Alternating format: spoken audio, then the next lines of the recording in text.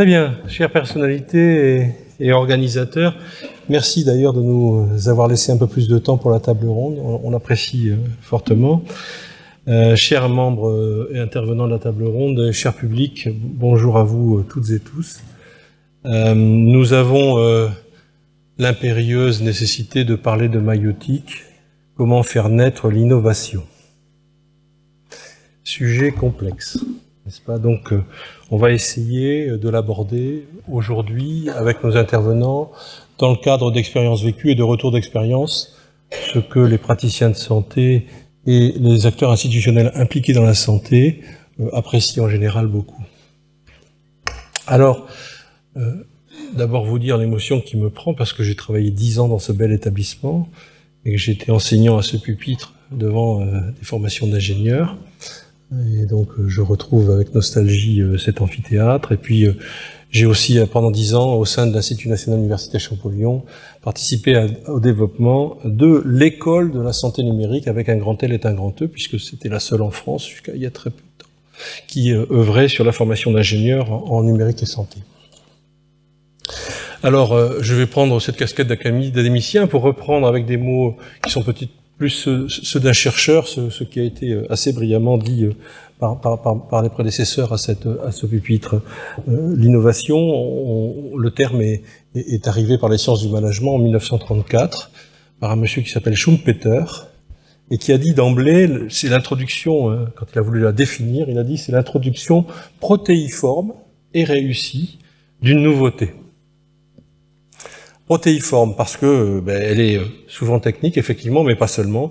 Elle ne peut pas vivre si elle n'est pas économique, si elle n'est pas sociale, organisationnelle et humaine. Et c'est ce qui forme un peu la complexité du processus d'innovation qui va sous-tendre, effectivement, la réussite. Et la réussite, c'est quelque chose de difficile à juger. Quand une innovation s'arrête-t-elle ? Quels sont les critères qui permettent de dire que ce n'est plus une innovation, mais que c'est devenu quelque chose qui est répandu dans la pratique courante et qui fait partie de l'usage journalier. Et c'est peut-être aussi difficile aussi que de faire naître l'innovation. De dire « c'en est une ». Vous voyez ? Il y a souvent une confusion entre l'innovation et le projet d'ailleurs. L'innovation, elle ne naît pas d'un projet, elle naît avant, elle naît d'une idée.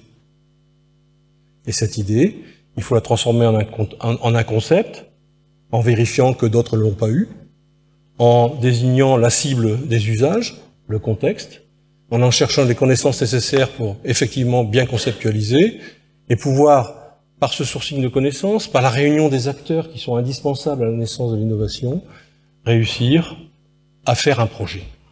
Donc c'est que le troisième temps, le projet. Il ne faut pas oublier l'idéation et la contextualisation.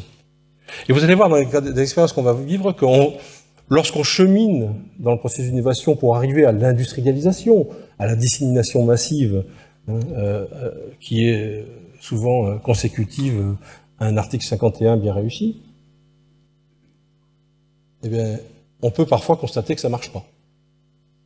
C'est pas aussi massif qu'on souhaiterait. Donc il faut revenir pour réfléchir aux erreurs qu'on a commises dans les étapes avant. Donc on remet le métier sur l'ouvrage.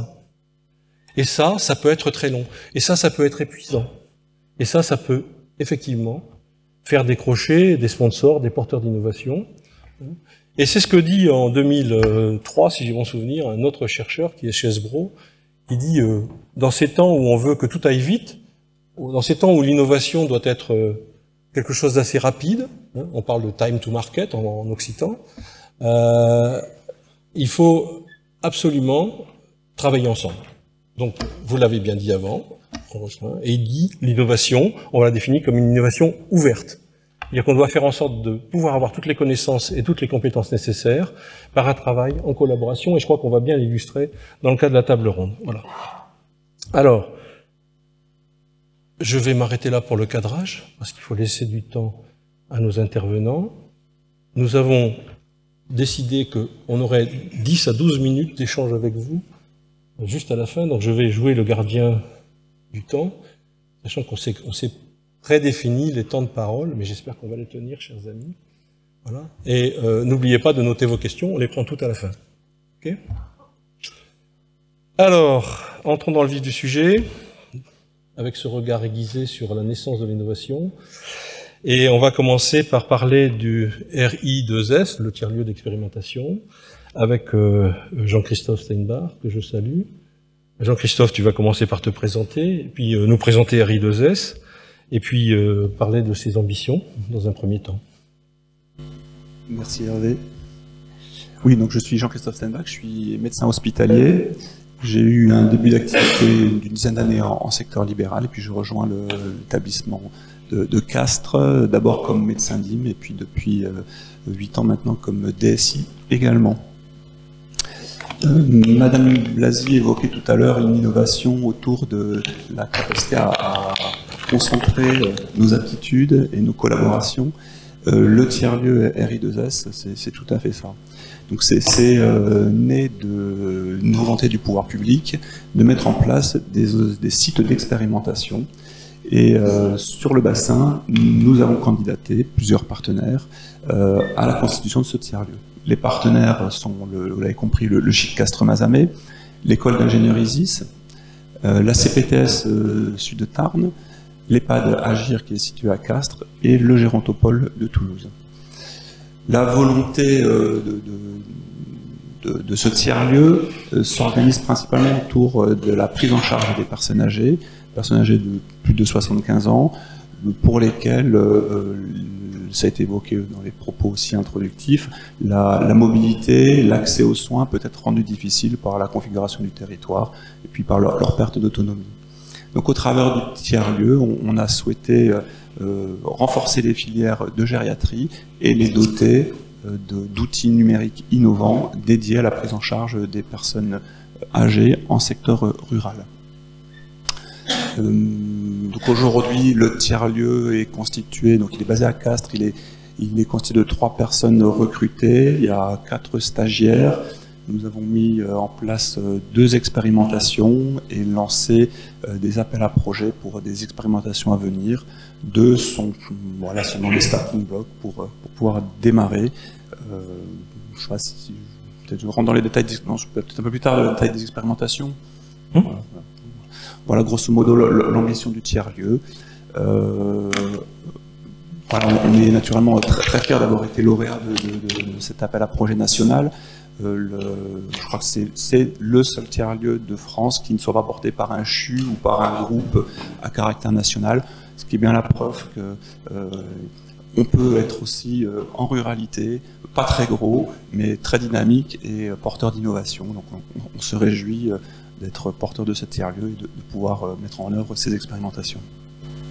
Alors pour relier cette initiative RI2S à ce processus d'innovation que j'évoquais tout à l'heure, est-ce qu'on peut dire qu'effectivement tu es un acteur avec cette initiative dans l'espace de l'idéation, c'est-à-dire tu reçois les idées, tu es un incubateur d'idées, qui mène à l'incubation de projets et éventuellement ensuite à un déploiement si les projets ont de la valeur. Donc est-ce qu'on peut dire que autour de toi et à travers les différentes institutions que tu as évoquées comme étant partie prenante de RI2S, tu as effectivement un jeu d'acteurs préparé, une relation facilitée entre la ville et l'hôpital, tu représentes quand même un peu l'hôpital, dans l'offre comme dans la demande, dans l'offre comme dans la demande, c'est-à-dire qu'on n'oublie pas ces usagers. C'est très ambitieux de dire que ce sont des personnes âgées qui vont, à qui on va fournir des solutions en passant par le numérique, sachant qu'on est sur un territoire où il y a encore un petit peu, même si elles sont faibles, des fractures numériques, mais avec des compétences disponibles et surtout des choses qui sont bien pensées. Tu l'as dit dans tes propos introductifs, il y a tout un gap entre une idée, une recherche et la mise en œuvre. Et le but du tiers-lieu, c'est justement de passer ce gap-là, enfin d'accompagner les industriels. Donc les tiers-lieux, ils s'inscrivent dans la démarche nationale de stratégie d'accélération de la santé numérique. Je ne sais pas si vous avez en tête cette image de la fusée à 5 étages, l'enseignement, la recherche, la maturation de la recherche, l'expérimentation, et c'est ça qui nous intéresse tout particulièrement, et la généralisation. Donc nous, on se trouve à l'étage de l'expérimentation, et la force du tiers-lieu, c'est de réunir 5 acteurs qui sont totalement complémentaires. Un centre hospitalier, un CHU avec toute sa balance de recherche, une école d'ingénieurs sur ses compétences en méthodologie, dans la compréhension des process, le secteur libéral avec la CPTS et le secteur de l'hébergement de la personne âgée avec l'EHPAD Agir. Donc cette complémentarité en fait existe depuis très très longtemps, depuis une quinzaine d'années, date à partir de laquelle la filière gériatrique a commencé à se constituer, animée, je pense en particulier par le docteur Cuffy pour le Tarn Sud, mais bien d'autres acteurs. Et cette filière, en fait, pas dire qu'elle était informelle, elle était quand même bien structurée, mais le tiers-lieu vient lui donner une visibilité particulière. Et au travers de ce tiers-lieu, on va pouvoir justement recueillir les besoins des utilisateurs, parce qu'il y a des mécanismes de remontée qui se font par les EHPAD, par les acteurs du soin primaire, les comprendre, les appréhender, donc ça on a l'aide de l'école d'ingénieurs, on a l'aide du CHU, donc les traduire en une réalité de ce que pourrait être vraiment un besoin bien décrit, et puis identifier, rechercher des acteurs industriels qui sont au stade du prototype, des fois plus avancé, pour tester l'implémentation en vie réelle. En fait, le tiers-lieu, c'est un laboratoire grandeur nature, un laboratoire à l'échelle pour le coup du sud du département. Et effectivement, donc on a tout ce processus de remontée des besoins, de leur qualification, d'identification des solutions au travers d'appels à projets, et puis derrière d'expérimentation. Donc je crois qu'on répond plutôt bien à ce qui était attendu au travers de la stratégie d'accélération en santé numérique. Donc est-ce que tu peux préciser la fenêtre de temps sur laquelle ça va exister, et puis ensuite effectivement parler des expérimentations en cours, concrètement, qu'est-ce qu'on a aujourd'hui dans le tiroir, et qu'est-ce qu'on lance comme idée, quoi. Alors le tiers-lieu existe au travers d'un appel à projet, ce qui veut dire aussi financement. Le financement est prévu pour 3 ans, 2024, fin 2026. Le temps de la mise en œuvre, naturellement, le démarrage n'est pas instantané au moment où on est lauréat. Donc on a recruté 2 personnes, puis une 3e mi-2024. Les expérimentations avaient été identifiées au moment de notre candidature auprès de la Banque des Territoires.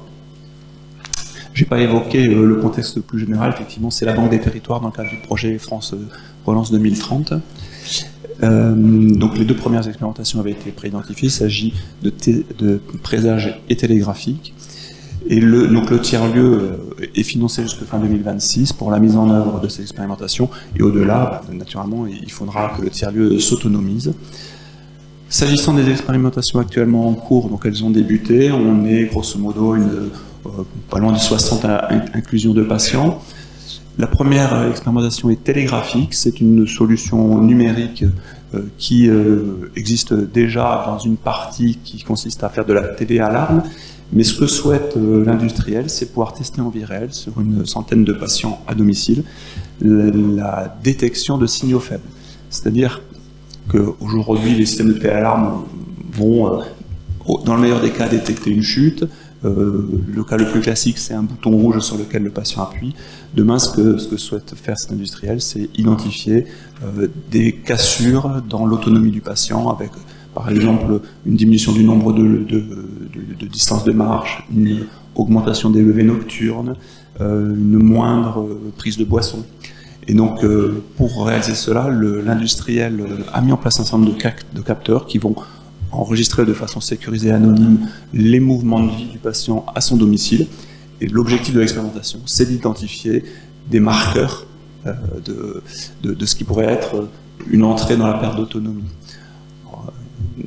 L'idée, c'est de se dire, le patient marche moins ou se lève plus la nuit, est-ce que ce ne serait pas le témoin d'un problème? Ça, c'est l'idée.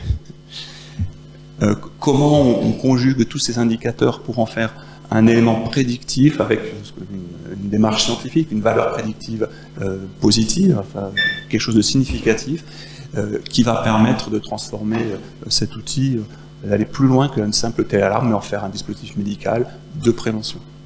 L'autre solution qu'on met en œuvre, qui s'appelle Présage, un peu la même finalité, mais au travers d'un questionnaire. Donc c'est un questionnaire assez simple, une vingtaine de questions qui sont remplies par l'aidant à domicile, sur un smartphone. Donc là, les questions sont très simples. Hein. Est-ce que le patient, enfin, est-ce que votre proche a les jambes qui ont gonflé? Est-ce qu'aujourd'hui il s'est levé? Des questions vraiment, comment il mange? Toutes simples. Mais au travers de ces questions, l'ambition de ce matériel, c'est d'être un marqueur préventif d'une possible réhospitalisation, d'une décompensation d'une hospitalisation. D'où l'idée, c'est de ne pas attendre l'hospitalisation, mais de mettre plutôt des mesures préventives qui vont garantir la bonne prise en charge du patient et garantir le maintien à domicile. Donc le produit aujourd'hui existe. Hein. L'objectif de l'expérimentation n'est pas de montrer qu'il fonctionne, ça a été démontré par des études publiées, c'est plutôt de montrer comment on arrive à déployer ce type d'outils sur un territoire. Et c'est pas si simple que ça. Voilà. Il y a la force du tiers-lieu, la plus-value du tiers-lieu, là, c'est de mettre en place la coordination entre tous les acteurs du secteur libéral, le médico-social, les aidants. Et donc, nous, on fait vivre un peu cet écosystème en allant vers tous ces acteurs pour leur proposer la solution. Merci Jean-Christophe. Au-delà de ICOP, que beaucoup d'entre vous doivent connaître, hein, qui est ce programme qui permet de faire des bilans gériatriques standardisés sur le territoire, hein, et qui est porté par le Gérontopole. Donc l'idée derrière ça, et les deux projets ensemble y contribuent, hein, c'est peut-être d'avoir effectivement une notion de bilan plus continu, plus régulier, avec des mécanismes d'alerte qui seraient plus aiguisés, dans un avenir proche sur des habitats qui sont propices à des situations à risque en fait. Voilà. Donc on espère que vous allez y arriver. Oui, on est tout à fait dans cette logique-là. Je n'ai pas évoqué les deux sujets suivants, mais ils sont tout à fait dans cette logique de parcours et d'accompagnement de la personne âgée. Deuxième cas d'usage, donc qui là va venir sur un retour d'expérience de ce que certains ont déjà décrété comme étant une innovation, la télémédecine. Et il s'avère que d'autres disent que ça n'en est pas encore une. Donc c'est l'objet de l'intervention de Marion, que je remercie d'être descendu de Paris pour nous parler de la naissance de ce nouveau think tank. Je vais te demander aussi de te présenter, Marion, et puis de nous dire ce qu'est ce think tank et ce que sont ses objectifs. Bonjour, donc Dr Marion Lagneau, je suis gastro-entérologue retraitée depuis quelques années, et en parallèle, comme de nombreux médecins, je crois que j'ai plusieurs vies, et j'étais directeur médical d'abord dans un établissement de santé privé, un très gros établissement, et ensuite j'ai été directeur médical d'une des premières plateformes de télémédecine, entre parenthèses dites commerciales, quoique j'ai jamais eu l'impression d'y faire du commerce. Et je suis, sans me vanter, la première gastro-entérologue à avoir pratiqué de la télémédecine, et j'y suis allée clairement en disant que c'était pas possible de faire des téléconsultations sans examiner un patient, et en fait je me suis aperçue que si. Il n'y a pas que l'intelligence artificielle, je vais vanter tout de suite l'intelligence médicale, je pense que c'est quelque chose dont on aura toujours besoin, et encore plus l'intelligence collective des médecins et de tous les professionnels de santé, qui me paraît essentielle à faire avancer beaucoup de processus. Alors maintenant, depuis un petit peu plus d'un an, je suis secrétaire générale du think tank numérique en santé et télésanté et numérique en santé, qui a été créé par plusieurs éminentes personnalités très avancées en termes de télésanté. J'ai nommé le docteur Pierre Simon, le docteur Jacques Lucas, le professeur Thierry Moulin, et puis une juriste qui est Lina Villat, qui est lilloise. Et donc ce think tank, clairement, participe à l'innovation, non pas en faisant de l'innovation, mais en repérant les innombrables et multiples innovations qui ont lieu partout, dans toute la France, et en les diffusant. On fait des webinaires tous les mois pour diffuser des choses qui se passent du nord au sud, de l'est à l'ouest. On a eu d'ailleurs une IPA d'Occitanie qui était en train de développer de la téléexpertise, qui est intervenue dans un des webinaires. Et à partir de ces webinaires, qui ont l'intérêt de faire intervenir des personnes très différentes, de mettre en contact des gens qui ont des métiers très différents et qui ne se seraient jamais parlé auparavant. On essaye de faire des réunions ensuite et des groupes de travail pour dégager des préconisations. Donc on a déjà sorti en une année 3 préconisations. La première sur la téléconsultation, ensuite des préconisations sur le DMP, le pauvre DMP, dirais-je, dont on voudrait tous qu'il réussisse. Et puis récemment des préconisations sur la téléexpertise centrée sur l'ophtalmologie, parce que certains syndicats essayent de bloquer l'avancée de la téléexpertise en ophtalmologie et c'est compliqué pour faire évoluer les choses favorablement. Donc nous, on ne fait pas d'innovation, on catalyse l'innovation. Et Dieu sait si on est submergé en fait, on ne sait plus au-delà de la tête tellement il y a de choses exceptionnelles qui se passent. Et ce qui est dommage, je crois que je vais rien apprendre à personne ici, c'est que l'innovation se passe dans un endroit A, et l'endroit B qui se trouve juste à côté, il n'est pas au courant. Ou alors il innove quasiment la même chose sans avoir prévenu son voisin, pas de la même manière, pas avec les mêmes supports, et donc c'est très différent, c'est très compliqué au final d'avoir quelque chose de national et qu'on puisse diffuser à un échelon plus large que la petite innovation locale. Merci Marion. Donc on est dans le cadre d'une innovation qui est d'abord ascendante, puisqu'on témoigne de vécu sur le terrain, en espérant que les gens qui sont connectés au webinaire ont envie de répliquer. Et c'est une façon de pousser la dissémination qui aujourd'hui est en déficit, puisqu'un rapport de la Cour des comptes vient récemment de dire que le nombre de téléconsultations en France s'est écroulé. Alors en téléexpertise ça va pas mal, même s'il y a des domaines dans lesquels ça coince un petit peu, mais en téléconsultation ça va pas du tout, quoi. Donc l'État vient d'annoncer la mise en place des assises de la télémédecine sur les 4 prochains mois pour essayer de dresser un bilan. Le think tank est invité à y participer. Alors quel est le rapport entre le think tank et les institutions? Est-ce que ces préconisations sont entendues? Est-ce que tu peux nous dire si ce schmilblick sert à quelque chose? Alors oui, tu disais à l'échelon national. Donc on a fait un développement forcé de la téléconsultation à l'échelon national. Ça a été pendant le Covid. Et en fait, on s'aperçoit qu'en France, on a beaucoup de difficultés à faire partir quelque chose d'en haut et à nous faire, j'ose pas utiliser le mot, mais ruisseler vers le bas. Parce que d'abord, on n'a pas le temps d'acculturer les gens. Donc ils se sentent obligés d'aller vers quelque chose, même le Ségur du numérique, on a introduit du numérique, mais on n'a pas eu le temps d'habituer les gens, de lever les freins, etc. Donc on a beaucoup de mal à aller du haut vers le bas, même si je pense que mon voisin va en parler, ça serait pas mal d'avoir quand même quelques briques solides tout en haut pour pouvoir ensuite décliner plus facilement ce qui se passe dans les niveaux du dessous. Ça ferait au moins quelques points communs. Donc là, non, chacun fait à sa façon. Et alors, le rôle d'un think tank, c'est de concentrer, de recenser tout ce qui se passe et puis ensuite d'essayer de le diffuser. Alors, on est un très jeune think tank.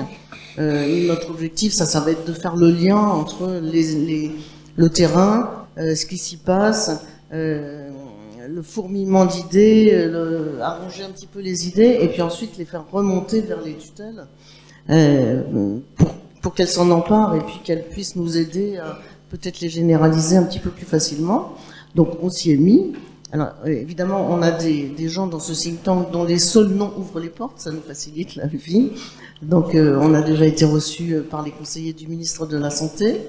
Et ça m'était déjà arrivé quand je faisais de la téléconsultation. Ça n'a rien d'inutile en fait. Il reste toujours quelque part dans une case, bon, sauf si le ministre, ses conseillers durent un mois, ce qui complique la vie. Mais ça va toujours rester quelque part et ça va toujours faire avancer un petit peu. Voilà. Donc on est invité dans de nombreuses réunions à venir porter justement cette philosophie du think tank. On va participer prochainement aux assises de la télémédecine. Ils ont changé de nom récemment. Alors, il va y avoir des assises à Paris, puis ensuite il va y avoir beaucoup de réunions en région, si j'ai bien compris, de ces assises. Mais ça reste un petit peu confidentiel, il n'y a pas de public, ne sont présents que les gens invités. C'est un petit peu dommage d'avoir cette moindre diffusion. Voilà, donc on va essayer, et puis Il faut venir nous accompagner, il faut venir participer, ça foisonne d'idées, on est des métiers de toutes sortes, on accepte tout, même les gens qu'on n'aime pas à l'hôpital, les DSI par exemple, qui sont les plus mal élevés, eh bien, ils sont bienvenus. Alors il y en a un dans le think tank, mais il a un syndrome de l'imposteur, le pauvre. On a des ingénieurs, voilà. Donc ça va dans tous les métiers et franchement, permettre à de nombreux métiers d'échanger, de parler, de faire avancer les problématiques, ça ouvre les esprits beaucoup plus que ce qu'on peut faire dans nos petites structures. On s'intéresse aux projets en fait qui sont crédibles, qui sont concrets, qui ont une histoire, qui sont racontables, puisqu'en fait nous on raconte l'histoire de la chose pour pouvoir ensuite la faire avancer et la porter. Tous les webinaires sont en ligne maintenant. On vient d'ouvrir notre site internet, dont je peux vous donner l'adresse, que je vais... Le site web est tout neuf. Pour être sûr de ne pas me tromper, voilà. Alors, il s'appelle le think tank-numériquesanté.org. Et là, vous allez retrouver l'ensemble des webinaires que nous avons présentés depuis plus d'1 an, et vous allez retrouver tous les textes des préconisations que nous avons faites. Donc, n'hésitez pas à venir rejoindre ce think tank. Plus on est nombreux et plus on va réfléchir collectivement et pouvoir peut-être faire avancer et transmettre et remonter, en fait. Un think tank, son rôle est un petit peu politique quand même, et faire remonter vers les politiques. Alors, si on se rattache à comment faire naître l'innovation, on est dans le cas...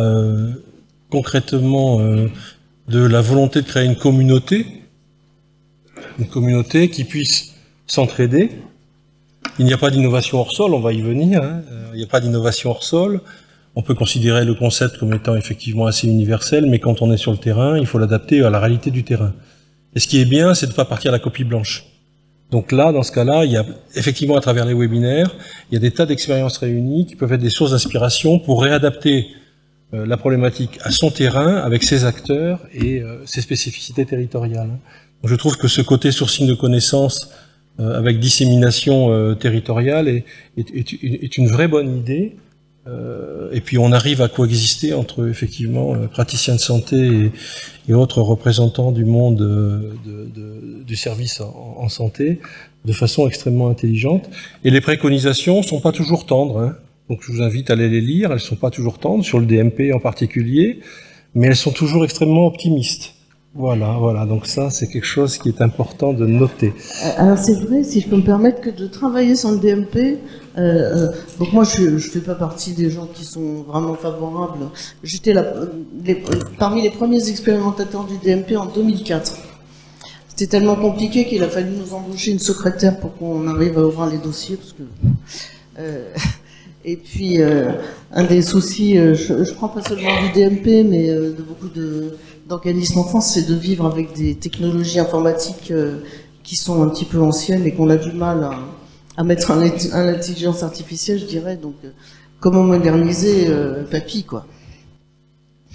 Donc, on vous a de nombreux papys à essayer de vouloir que ça se modernise. Je vais être borderline avec mon rôle d'animateur, mais on vous invite bien évidemment à adhérer à ce think tank le plus rapidement possible et à venir rejoindre la communauté.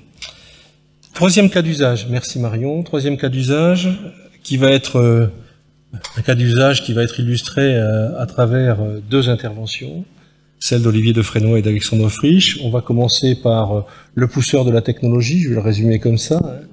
Tu as déjà été cité précédemment, parce que voilà, ça commence à ressembler à un vrai succès. Donc il faut plus parler d'innovation si c'est un vrai succès peut-être, mais toi tu dis oui, si quand même. Donc merci de te présenter et puis de nous parler effectivement de ce qu'est ce dispositif connecté. Merci, bonjour. Il n'y a pas de fenêtre, il n'y a pas de fenêtre. Bonjour à toutes et à tous, voilà, il n'y a pas de fenêtre. Donc moi c'est Olivier Defresnoy, je suis cofondateur d'Ecopen Factory avec mon associé Mehdi Benchoufi qui est médecin. On a chacun de notre côté notre histoire. Moi l'innovation c'est un sujet qui m'a intéressé il y a déjà une vingtaine d'années quand j'étais en Asie du Sud-Est où je devais faire face à des problématiques complexes d'accès aux soins et sur des populations très particulières victimes de traite et par l'innovation organisationnelle, par l'accès à différents modes de soins, ou en tout cas d'accompagnement, on a réussi à faire des choses tout à fait étonnantes. Mon associé cofondateur Mehdi, lui, était interne, prenait des gardes dans les services d'urgence, et la difficulté d'accès à l'imagerie médicale lui a fait perdre 2 patients un coup sur coup, parce qu'il a fallu trouver un radiologue disponible avec un écho. Et mon histoire personnelle à moi, c'est plutôt globalement un jour, pour les médecins qui sont dans la salle, avec une anguillulose sur laquelle j'avais une piqûre de scorpion, tombé inconscient, on m'emmène dans une petite clinique au fin fond du nord du Cambodge. Et là, globalement, si le médecin n'avait pas eu d'écho, il n'aurait pas repéré l'anguillulose, il m'aurait donné des corticoïdes sur de l'anguillulose. Je laisse les médecins faire le diagnostic final. Globalement, je ne serai pas devant vous pour vous en parler. Donc, l'intérêt de l'écho, en tout cas de l'image point of care, ce qu'on appelle aujourd'hui le POCUS, point of care ultrason, où vraiment la capacité de faire un coup d'écho comme on fait un coup de stéto, sans remplacer le job du radiologue, était quelque chose qui était au cœur de notre démarche. Donc on s'est donné une mission, celle de rendre l'imagerie médicale accessible en utilisant la modalité la plus miniaturisable, la moins invasive, qui est l'imagerie par ultrason et tous ses usages possibles et inimaginables. On a commencé un peu comme ça a été décrit précédemment, en créant avec le soutien de la PHP, et notamment de son directeur général de l'époque, Martin Hirsch, qui nous a donné un local dans les greniers de l'Hôtel-Dieu, si j'ose dire. On a commencé en tiers-lieu. Tiers-lieu Fab Lab, vraiment cette espèce d'espace de co-création ouvert. Donc on a animé une communauté qui a regroupé plus d'1 millier de professionnels de santé, et sur 3 axes: l'ingénierie, la santé et le design. L'ingénierie, c'est pour trouver les technologies, développer les technologies, trouver les capteurs, trouver le traitement du signal, trouver comment faire en sorte que ce soit accessible, simple, robuste et fabricable, tout en conservant une qualité d'image suffisante pour faire de l'orientation diagnostique. La médecine, c'est beaucoup de médecins de la PHP, certes, mais pas que, c'est 1 millier de médecins sur les 5 continents. On a beaucoup travaillé avec des médecins en Afrique subsaharienne, au Sénégal, au Bénin. On a beaucoup travaillé avec des médecins en province, en région, des médecins généralistes, des spécialistes, de l'hyper-spécialistes jusqu'aux internes en médecine. Et ça a été clé. Et puis on s'est fait accompagner, et c'est pour ça que je suis très content d'être là aujourd'hui, par une méthodologie d'innovation développée par les mines télécom, enfin l'école des mines de Paris, qui est devenue ensuite une spin-off qui s'appelle STEAM. C'est une petite école des mines, c'est une petite école des mines. Voilà, qui propose une méthodologie d'accompagnement d'innovation et qui nous a, et qui a été essentielle pour nous, pour essayer de faire discuter tous ensemble ingénieurs, médecins et designers. Alors je parle des designers, vraiment ceux qui vont aller intégrer un outil dans un parcours, pas le designer comme on peut l'imaginer, graphiste. C'est vraiment le designer qui va s'occuper des process et de l'acculturation et comment on va s'approprier un outil. Donc ça a été clé. Et puis le deuxième élément qui fait que je suis ravi d'être là aujourd'hui, c'est que l'acteur qui nous a mis le pied à l'étrier il y a 10 ans, parce que l'aventure a commencé il y a 10 ans, n'est autre que la Fondation Pierre Fabre. Donc on est quelque part né avec un soutien du Tarn, et on est ravi aujourd'hui de s'y déployer et de pouvoir adresser cette problématique. Ensuite, on a eu une phase d'itération, une phase de Fab Lab, une phase très ouverte, où on a fédéré cette communauté, et on est arrivé à un prototype fonctionnel. C'est-à-dire qu'on était capable d'avoir un petit boîtier en plastique imprimé en 3D avec une chaîne d'acquisition et des capteurs qui mettait l'image d'un rein à travers la peau sur un smartphone.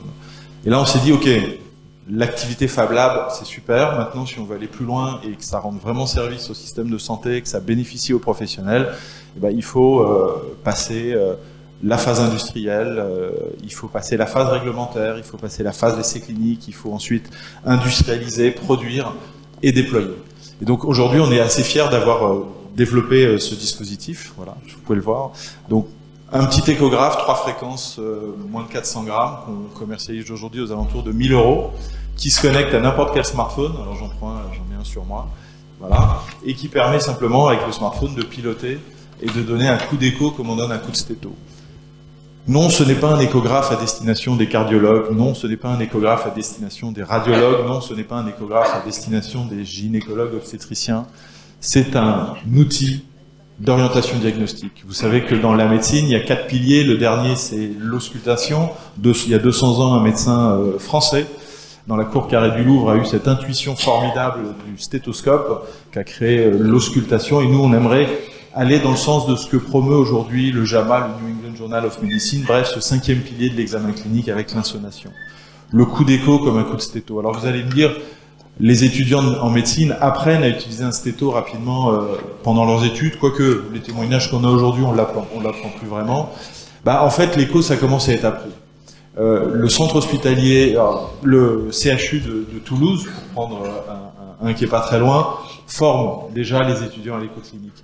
Et donc, on se concentre sur des choses très simples. L'écho en soins non programmés ou en hospice. Donc, vous êtes un patient, vous avez mal au thorax, mal à l'abdomen, vous allez chez un médecin généraliste ou un SAU, un coup d'écho, on regarde quoi? Les obstructions, les épanchements, les dilatations de voies piélo-calicielles, les dilatations de voies biliaires, on va aller chercher les infections pulmonaires, recommandations historiques, maintenant c'est l'échographie devant la radio de thorax pour la détection des pneumopathies communautaires aiguës, donc vraiment un outil disponible, coup d'écho, comme un coup de stéto. Et puis en hospitalisation, les poumons, même usage, et le globe vésical. Donc quelque part, le job du bladder scan, le job du coup d'écho qu'on aurait hésité, et nous des histoires de médecins qui nous reviennent aujourd'hui en disant mais maintenant en centre hépatobiliaire à Pelbrousse, les infirmières s'en sont emparées, elles font du repérage écho-anatomique avant n'importe quelle ponction d'acide, on cherche les dilatations des voies biliaires, moi en médecine générale je fais que du poumon, ça me suffit, je gagne un temps fou, en uro je vais aller regarder les globes parce que j'ai un patient qui sort d'anesthésie, qui me dit docteur j'ai envie d'aller aux toilettes mais j'y arrive pas, oui la vessie est vide. Donc on a vraiment des témoignages aujourd'hui, on a déployé à peu près 450 dispositifs sur plus de 700 vendus et des retours extrêmement positifs. Donc c'est une innovation qui commence à arriver, il y a un énorme chemin aujourd'hui pour accompagner la formation, pour accompagner la démarche, accompagner le changement dans l'organisation des soins, dans la prise en charge, pour optimiser tout ça.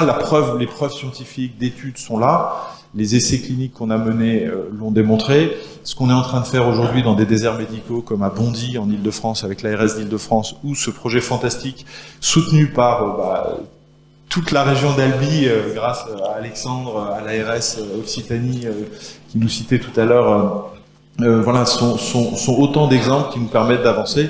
Et aujourd'hui, je dois reconnaître que l'Occitanie est notre deuxième région de déploiement après l'Île-de-France. Ça, c'est du pitch, hein. Merci Olivier. Alors on va retenir le fait que pour innover, il faut voyager. Alors pour innover, il faut voyager, absolument. Ça c'est une bonne nouvelle aussi.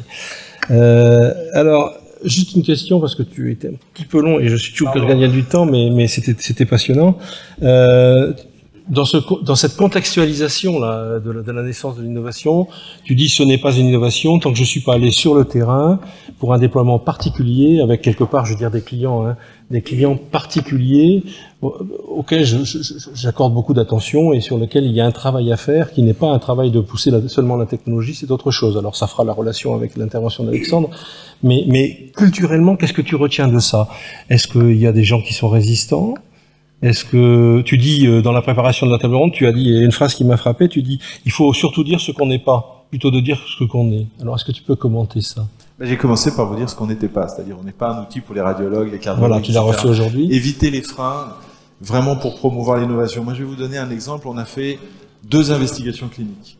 On est tombé sur des investigateurs ultra motivés, on a inclus 200 patients en moins d'1 mois et demi. Donc pour ceux qui font des essais cliniques, un essai clinique en moins d'1 mois et demi, c'est assez rare. En revanche, sur d'autres, on a mis un peu plus de 2 ans. Donc c'est vraiment très très très dépendant du vecteur de l'innovation. Le vecteur de l'innovation, en fait, c'est vous. C'est à la fois les professionnels de l'environnement, vraiment de l'organisation de toute la pyramide sanitaire et de sa gestion, mais aussi les praticiens. Aujourd'hui, nos meilleurs ambassadeurs, c'est des étudiants. Quand vous avez un étudiant dans un service d'urgence qui fait un meilleur diagnostic plus rapide parce qu'il a un petit écho dans la poche qu'un senior, ça remet quand même les gens en cause.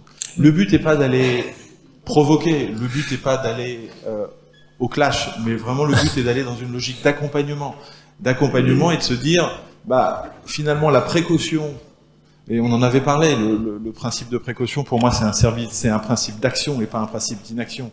C'est pas parce que précaution qu'il faut pas le faire, c'est justement parce que précaution ça existe, c'est accessible, c'est disponible, c'est prouvé cliniquement qu'il faut essayer d'y aller. Et donc aujourd'hui, on a des médecins généralistes à Lyon, pour en prendre un, qui a été notre premier client équipé, qui au début a un peu tâtonné, puis au bout de 3 jours nous appelle, c'est bon, alors maintenant, premier écho pulmonaire, boum, direct, je suis bon, et j'ai mes lignes B, je sais faire mon diagnostic, je sais compléter mon diagnostic et je peux y aller. Donc vraiment que le système complet puisse se mettre en marche avec les étudiants en médecine, les facs, les médecins, les hôpitaux, les directions hospitalières, les ingénieurs biomédicaux. Il faut réussir à aligner tout le monde parce que, in fine, c'est bon pour le médecin, c'est bon pour l'hôpital, c'est bon pour l'assurance maladie, c'est bon pour le patient. Alors je vous dis ça, vous allez me dire quelles sont les preuves. Je peux vous donner plus de 10 000 références d'articles scientifiques sur le POCUS aujourd'hui qui le démontrent. On va en profiter pour l'illustrer sur le tard. Exactement. Donc, avec Alexandre Fritsch. Alexandre, vous allez d'abord bien sûr vous présenter, et puis ensuite nous parler un petit peu de la façon dont finalement l'arrivée de Ecopen sur le territoire a été managée. Vous avez parlé de principes qu'il faut respecter, je vais vous laisser les décliner, des notions d'alignement, des notions de sponsor. Donc comment ça s'est passé sur notre territoire, cette contextualisation. Vous avez dit tous deux que innover c'est voyager, innover c'est muter aussi. Moi je suis directeur d'hôpital et c'est parce que j'étais à l'Hôtel Dieu de Paris que j'ai rencontré Olivier et Mehdi, qu'on a sympathisé, que j'ai essayé à mon niveau de faciliter leur présence directeur de site que j'étais, qui n'était pas comprise à tous les niveaux de l'assistance publique, c'était étonnant. En effet, on avait un directeur général, Martin Hirsch, qui était à fond emballé, et il y avait un certain nombre d'intermédiaires qui l'étaient moins. Et les syndicats étaient très emballés, et Dieu sait qu'ils étaient vifs. Et voilà, donc on a vécu de grandes choses, on était même présents ensemble le soir de l'incendie de Notre-Dame, c'est aussi ce qui nous a rapprochés, voilà, malgré tout. Et donc l'innovation, qu'est-ce que c'est? Donc c'est de bouger, parce que c'est de se dire que finalement ce qu'on voit en train de naître sur le plus gros CHU de France ou d'Europe, qui est l'assistance publique, ça irait très bien à un hôpital comme Albi, et non seulement ça irait très bien à un hôpital comme Albi, mais ça irait très bien à des médecins du bassin de vie d'Albi. Et donc je remercie vraiment l'ARS, Madame Blasi, et beaucoup aussi Monsieur Durand, qui en 2-3 conversations avec Olivier, a tout de suite compris l'intérêt du dispositif que vous a présenté Olivier, et de l'idée qu'on avait à Albi, qui était de dire, mais finalement on a un territoire, on a un appareil. Si cet appareil il est pour l'hôpital, ça veut dire que c'est pour les cardios, pour les radios, pour les spécialistes, alors que c'était pas le but. Donc s'il vient à l'hôpital, c'est pour un peu tout le monde, et s'il doit vraiment venir à Albi, c'est vraiment pour tout le monde. Donc la médecine de ville, et ça a surpris un peu, je crois, et je pense que la surprise, le formateur que nous envoie Ecopen, que nous a trouvé Ecopen, qui est un type assez fantastique, voilà, le docteur Francis, j'ai plus son nom, Pelé, l'expliquer, et il est tout aussi convaincu que moi. Il y a un moment de surprise dont on peut profiter quand on a des rapports avec les gens. Quand j'ai appelé les différentes CPTS, les différents médecins, pour dire voilà, j'ai un goodies, ça s'appelle Ecopen, c'est très responsable côté RSE, puisque vous vous en servirez longtemps. Je vous l'offre, et je me rappelle un médecin que je ne citerai pas, mais j'ai trouvé ça adorable, qui me rappelle, et qui me dit, alors Alexandre, dites-moi, c'est quoi exactement les conditions de mise à disposition de l'Ecopen? Sous-entendu, il y a un truc, parce que finalement, on a toujours des rapports qui sont empreints de commerce ou quelque chose qui tient du commerce. Si je te donne quelque chose, c'est que j'attends quelque chose. Et c'est que tu vas signer un engagement que je n'ai pas prévu. Qu'est-ce qu'il peut vouloir, le directeur d'hôpital? Moins d'entrées aux urgences, plus d'entrées. J'en sais rien. Voilà, il y avait une perte. Et j'ai juste dit que non, rien, que voilà, c'était offert, et que si la personne voulait le garder, jusqu'à, je crois, 200 €, mais je suis pas là pour faire du commerce annuel pour faire marcher toutes les évolutions. Je dis, au-delà d'un an, c'est vous qui payez le reste, mais c'est pour vous. Et ça a surpris. Et ça a surpris, et je crois que c'est aussi ça, il faut profiter de l'effet surprise. Je crois que l'innovation, c'est quelque chose... J'ai lu il y a peu de temps, et ça m'a convaincu, j'avais déjà un livre que je vous conseille vraiment, qui s'appelle Aramis, ou L'amour de la technique, de Bruno Latour, qui est un philosophe et sociologue disparu il y a quelques années. Et il y explique que si on n'aime pas la technique, si on n'en fait pas un acteur, si on n'a pas de l'affect pour elle, de l'affection pour elle, ça ne marchera pas. Ça ne marchera pas. Et il parle du projet Aramis, qui était un projet de transport tout à fait révolutionnaire, travaillé de 1968 à 1989 et qui s'arrête en 1989. Après des millions qui ont été engagés dessus, et un projet qui était très prometteur. Donc le progrès technique n'est pas en soi suffisant si on ne se l'approprie pas. Il y a 1000 manières de se l'approprier, et je pense que dans les innovations, il y en a une qu'on a tous connue, j'en ai un souvenir presque enfantin malgré mon grand âge, je l'ai connue, qui était, je crois que c'était le ministère Kouchner à l'époque, qui avait fait beaucoup de pubs dans les hôpitaux, qui avait poussé les hôpitaux à faire de la pub contre la douleur. Et finalement, la douleur est devenue quelque chose auquel, enfin, ne pas souffrir est devenu quelque chose auquel les gens avaient droit. Et je me rappelle, j'ai une sœur médecin qui me disait, mais c'est vrai qu'avant, en fait, moi, je faisais pas attention. Et c'est plutôt une gentille fille, je crois que c'est un bon médecin. Et pourtant, non, on n'y faisait pas attention. Donc, il faut aussi qu'on le revendique. Pour certains, je vois ici qu'il y a un pharmacien. Chaque année est fleurie la tombe de Parmentier avec des fleurs de pommes de terre, puisque c'est lui qui a amené la pomme de terre. Et la petite histoire de la pomme de terre. Et je soupçonne Martin Hirsch, parce que je l'ai entendu dire la même chose que j'avais très présente, à avoir eu cette logique avec Ecopen. L'histoire de la pomme de terre qui était là pour résoudre la famine, personne n'en voulait. Il y a eu des modes, il y a eu des chapeaux. Marie-Antoinette avait des fleurs de pommes de terre à son chapeau quand elle n'était pas encore reine de France. Ça n'a pas marché jusqu'au moment où, à l'époque de Louis XV, et je ne sais pas qui a eu l'idée, on a pris le pré carré, qui était le pré d'entraînement militaire, on y a planté des pommes de terre, on a mis des gardes. Ils avaient pour consigne de ne pas arrêter les voleurs qui viendraient prendre la chose précieuse qu'on y cultivait. Et la pomme de terre, donc, encore une fois, là c'est avec le vol et l'escroquerie, mais en tout cas, on a créé du désir. Donc il faut que l'innovation technique soit désirée. D'où le fait, c'est ce qu'on s'était dit, que l'innovation, finalement, est une innovation, à distinguer du projet technique, quand on a envie de s'en emparer, quand on a envie de l'utiliser, quand on a envie de la répandre. Et du coup, je pense qu'il faut aussi beaucoup de modestie. Je me rappelle, c'était à l'hôpital Henri Mondor, quelqu'un qui m'expliquait que la génération qui venait était une génération perdue, qui n'avait envie de rien, etc. Et je lui ai expliqué, c'est un responsable du SAMU, il y a ça quand même comme projet. Oh, mais ça, monsieur Fritsch, on l'a fait il y a 20 ans. Ah, il y a ça, mais ça, on l'a fait il y a 10 ans. Mais ça, et je pense qu'il faut à chacun laisser, la généralisation de l'innovation est en soi une innovation. Et il faut laisser à chacun la joie de s'approprier les choses, le plaisir de l'utiliser et de le déployer. Et je crois que c'est ce qui est important, et c'est ce qu'on essaye de faire, et au point d'ailleurs qu'aujourd'hui, à Albi, et j'en finirai là, j'essaie de me retirer à pas feutrer du fait que j'ai beaucoup porté Ecopen et que j'aime tellement ce projet que je pense que j'ai dû dire 100 à 200 fois que je n'avais jamais eu aucune action chez Ecopen, que je n'avais aucun intérêt. Et voilà, c'était important parce que voilà. Mais il faut ensuite la laisser prendre par les autres. Il y a probablement un côté mystique pour le porteur de l'innovation. Il faut avoir la foi et la conserver. Et puis effectivement, quand on arrive sur le terrain, on considère que l'innovation n'est pas achevée, il faut réitérer, il faut la relancer. Et le climat, pour résumer, le climat dans lequel va effectivement se déployer cette arrivée est essentiel et co-substantiel de la réussite, quelque part.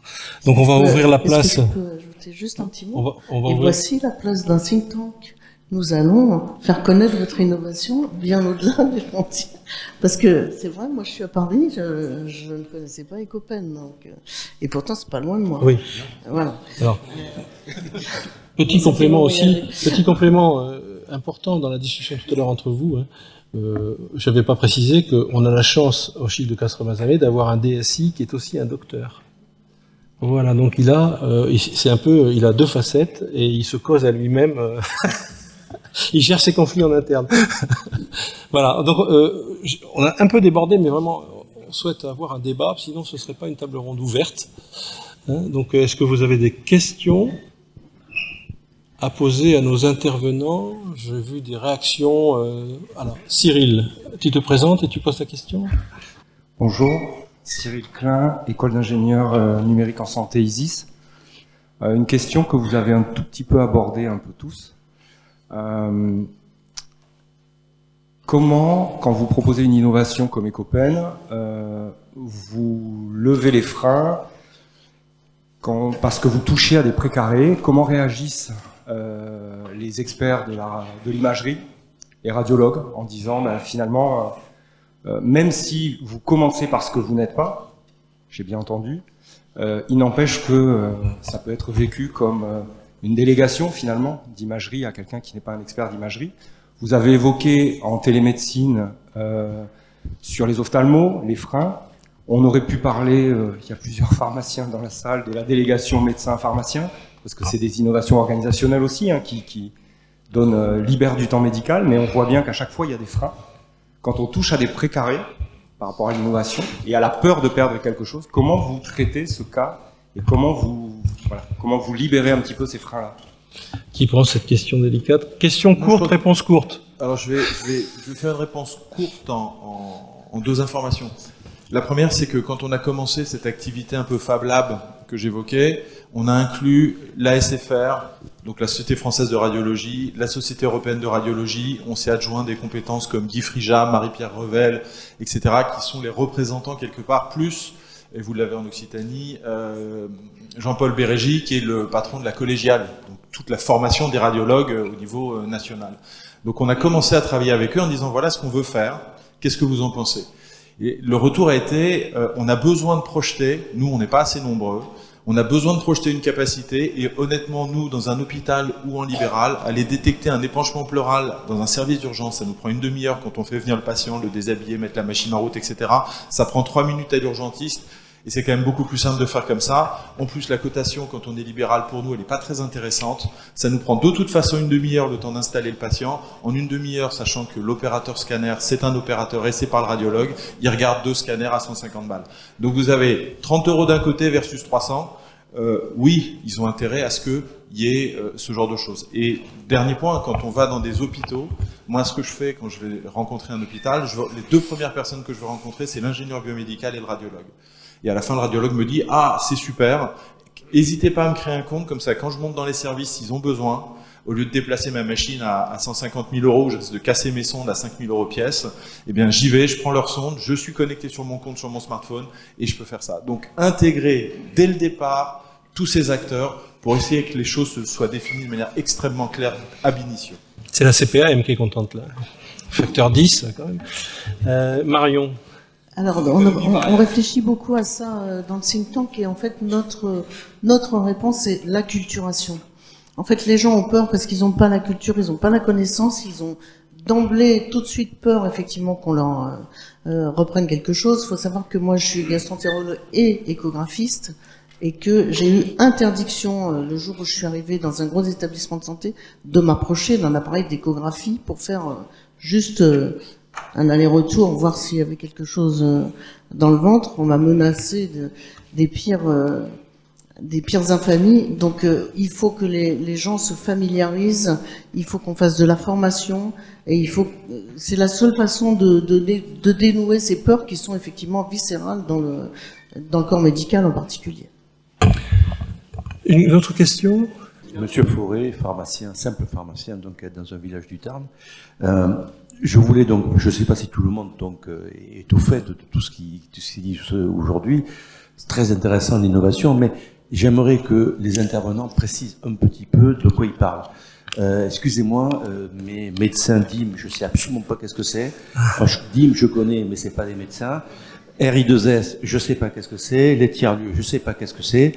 Et pour parler avec monsieur, je suis de Guy-Talens, donc à côté de Castres, et je n'ai jamais entendu parler de votre projet, et c'est vrai que il est très intéressant, et comment le faire savoir donc aux structures donc environnantes, aux villages environnants, parce que c'est vrai que les villages donc vieillissants auraient besoin donc de votre innovation.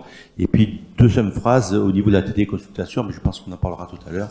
Je confirme que c'est très compliqué, et que moi j'en ai une dans ma officine, et c'est vraiment très difficile à mettre en place pour que les gens viennent donc pour la téléconsultation. Voilà, merci. On a eu un webinaire sur les téléconsultations en pharmacie, vous pourrez le revisionner, c'était intéressant. Jean-Christophe, la foire aux sigles, allez, allons-y. Les acronymes, ça y va assez fort dans le numérique. Alors médecin DIM, ça veut dire département d'information médicale. Donc les départements d'information médicale sont des structures qui existent dans les hôpitaux et les cliniques, et qui ont été créées maintenant à peu près une trentaine d'années. L'objectif, c'était de collecter des informations médicales, donc actes et diagnostics, en vue d'avoir une mesure de l'activité de la production hospitalière. Et de fil en aiguille, ça a évolué. Ce recueil d'activité est devenu notre acronyme, le PMSI, le programme de médicalisation des systèmes d'information, qui a abouti à la T2A, tarification à l'activité. Donc aujourd'hui, le job des médecins DIMS, c'est de collecter actes et diagnostics principalement en vue d'établir la facturation médicale des séjours. Donc on est très très proche du système d'information. La plupart du temps, c'est le cas à ACAS, c'est le cas à Albi, les médecins DIM font vivre le dossier patient informatisé. Pour ce qui est du tiers-lieu RI2S, donc RI2S Rural Innov Santé Senior, RI2S, voilà. Donc un tiers-lieu, donc une structure d'expérimentation dédiée à l'accueil d'outils numériques innovants. La promotion, elle est effectivement assurée par le tiers-lieu lui-même et le principal relais auprès des libéraux, c'est la CPTS Sud de Tarn. Donc je demanderai à Sandrine Marchand, si vous êtes dans cette CPTS-là, je pense, de venir auprès de vous. Elle est donc pharmacienne à la Cône. Très bien. Le temps. Bernard, une dernière question courte et une réponse courte, parce qu'on va empiéter sur la table ronde suivante. Madame Lagneau, je suis pharmacien à téléconsultation, si vous voulez, c'est très bien. Mais nous en avons encore parlé toujours en commission paritaire pharmaceutique à la CPN, sont les prescriptions qui sont trop larges, trop faciles. On veut de l'exprime, on veut du tramadol, on veut des choses comme ça. On obtient ce qu'on veut sur des durées de traitement trop longues. C'est quelque chose que j'envisage d'échanger avec vous à la fin de cette réunion, parce que vraiment, il faut limiter les prescriptions, parce qu'ils obtiennent souvent des prescriptions redondantes, enfin, trop facilement. Quand on connaît les patients, ils font le tour. Voilà. Si vous voulez signaler, je crois que tous mes consoeurs et confrères pharmaciens peuvent témoigner de cela. Un point particulier de la téléconsultation,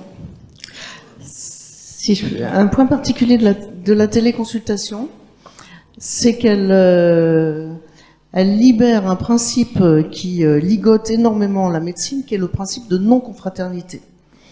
Et pour avoir exercé et avoir été directeur médical d'un gros établissement de santé, des raisons d'être non confraternel, en particulier au niveau des prescriptions, j'étais également vice-présidente de Comedims, il y en a énormément. Sauf que vous ne pouvez pas dénoncer ça. La téléconsultation, c'est un médecin anonyme qui a fait une prescription. Elle revient vers le médecin traitant qui dit « Oh là là là là, j'aurais jamais fait ça, qu'est-ce que c'est que ça, c'est épouvantable ». Et là, il dénonce. Mais lui, il aurait fait la même chose. Il aurait fait la même chose. J'en suis persuadée dans de nombreux cas. Pardon. La téléconsultation, c'est quand même quelque chose. Nous échangeons, madame. Attendez, nous échangeons souvent avec les médecins. S'il vous plaît, on s'entend plus. Nous échangeons souvent avec les médecins, si vous voulez. Et quand le patient, pourquoi le patient des fois, alors qu'il a un médecin traitant, pourquoi il s'adresse, si vous voulez, à notre médecin? Parce qu'il veut obtenir, par exemple, du tramadol. Et des fois, c'est, l'autre jour, 11 boîtes d'Xprime. Enfin, tramadol, par exemple, 11 boîtes, parce que si par jour pendant un mois, ça fait 11 boîtes. Donc, si vous voulez, sincèrement, c'est pas un procès. Ici, nous ne sommes pas un tribunal. Mais si vous voulez, c'est notre inquiétude, ces prescriptions sont excessives. Comme le SAMU dit, on prescrit pour 72 heures. Parce que souvent, ces personnes qui ont un médecin traitant, qui obtiennent encore d'autres produits, et 72 heures, très bien. Mais un mois de l'Xprime, non, madame. Mais en fait, il y a des limitations de prescription en téléconsultation. En fait, en tout cas, les sociétés privées ont des contrats qui limitent les durées de prescription et qui limitent les antalgiques de palier 2 et de palier 3 qui sont interdites. Hein. On va réenchaîner sur comment faire naître l'innovation. Philippe Tron, et après il y a une intervention là. Bon, et monsieur là-bas. On va faire vite alors. Parce que... je me présente, je m'appelle Philippe Tron, je bricole dans la e-santé depuis une vingtaine d'années. J'ai entendu beaucoup de choses extrêmement intéressantes, et notamment, je dirais, tous ces témoignages sur l'innovation. Moi, je suis un peu interloqué par ça. En tout cas, j'essaye de prendre cette casquette-là en disant l'impression, c'est du foisonnement, d'accord, et l'impression, c'est de la lévitation. Autrement dit, une des problématiques, je dirais, me semble-t-il, aussi à répondre, c'est comment est-ce que, je dirais, au niveau de la ville notamment, les médecins, notamment, et puis les autres professionnels de santé, peuvent-ils, avoir une cartographie de cette innovation, et deuxièmement, réconcilier cette disponibilité d'innovation à leur problématique qui est de prendre en charge un patient. D'où une réflexion, je dirais certainement très importante, sur la formalisation et la restitution de processus et de parcours de soins. Voilà.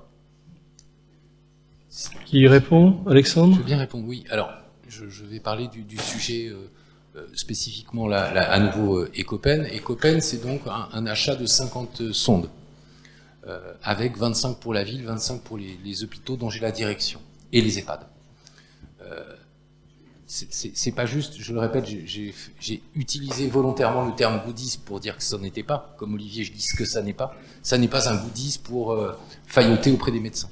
C'est un outil de dialogue. Et c'est ce que disait tout à l'heure Madame Blasi, c'est qu'à un moment, on n'enlèvera pas où la technique n'enlèvera pas, ou si elle l'enlève, c'est-à-dire elle nous fera perdre, on n'enlèvera pas le rapport humain. Le rapport humain, il se construit par la rencontre. Ecopen, c'est à la fois un dispositif, Olivier en a parfaitement parlé. Pour moi, c'était une manière de faire se rencontrer l'hôpital et les praticiens. Alors, comment j'ai fait? C'est pas complet, mais il fallait que je respecte les règles. Comme j'ai travaillé à Albi il y a 15 ans, je connais des médecins de mon hôpital, pas mal, et qui connaissent eux-mêmes des médecins, je pouvais leur dire à qui j'enfile. Non, je suis passé par les CPTS. Ça me semblait normal. Je suis passé par les CPTS pour que ça diffuse, pour que ça revienne. On s'est relancé, on s'est appelé les uns les autres. Et je crois que c'est ce moment de rencontre qu'il a fallu provoquer pour informer. Et puis, ça n'a pas été... Alors, certes, évidemment que j'avais fait venir un peu la presse, etc., parce qu'on est tous dans des politiques de communication aussi. Mais enfin, l'idée n'était pas faire un moment de com avec une belle photo, avec le Dirlo ou le président de CME, Olivier ou Mehdi, et puis l'appareil. Non, la rencontre et le don, il y avait un prix au don, entre guillemets, qui était la formation.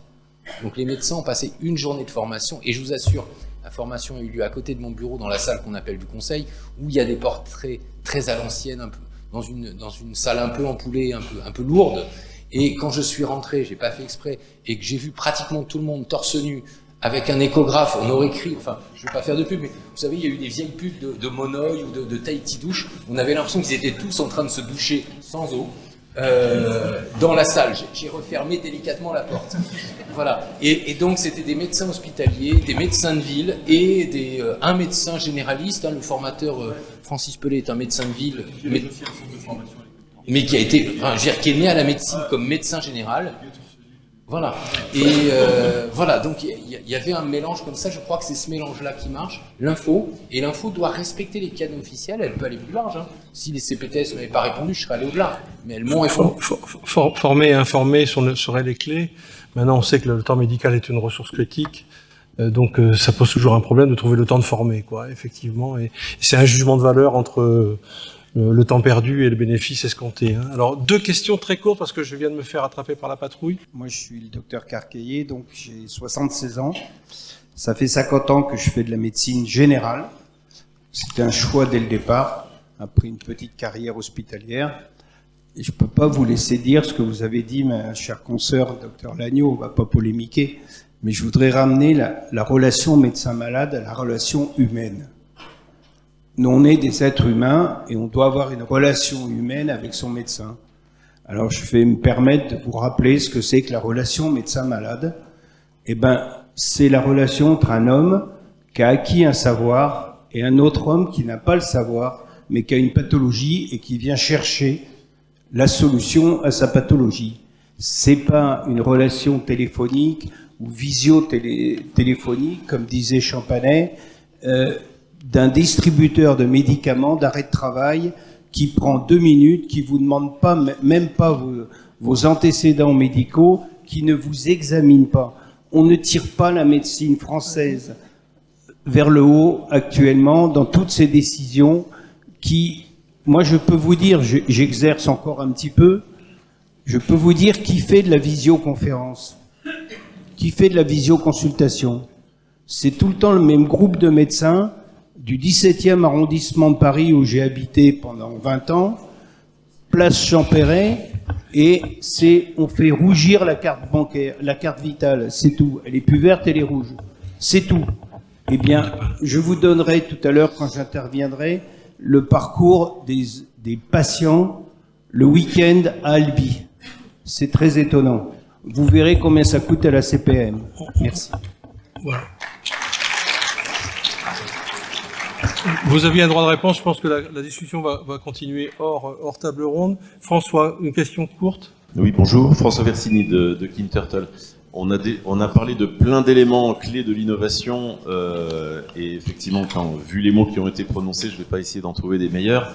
Il y a juste un point clé qui arrive de plus en plus. Nous, je suis de King Turtle et on a une innovation qui a réussi et qui cherche non pas son modèle économique pour se déployer, mais son modèle économique pour être pérenne et s'imposer. Et de plus en plus, On me dit, on a l'argent pour vous financer pour le build de votre solution, mais qu'est-ce qui sera le run dans 3 ans, dans 5 ans? C'est-à-dire, comment la CNAM, à un moment, va valider que vous évitez tellement de préhospitalisation, vous évitez tellement de coûts à la CNAM, qu'elle a intérêt à déployer votre solution, au lieu de simplement vendre, parce que nous on fait une solution pour les pharmaciens hospitaliers, ça leur change la vie, ils le veulent, mais c'est la CNAM qui gagne, c'est pas le pharmacien hospitalier.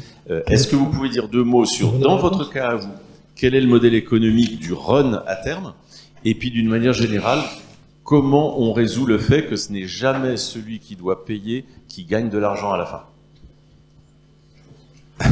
C'est pas la question la plus facile. Mais elle est ultra légitime et c'est une question sur laquelle nous on travaille activement.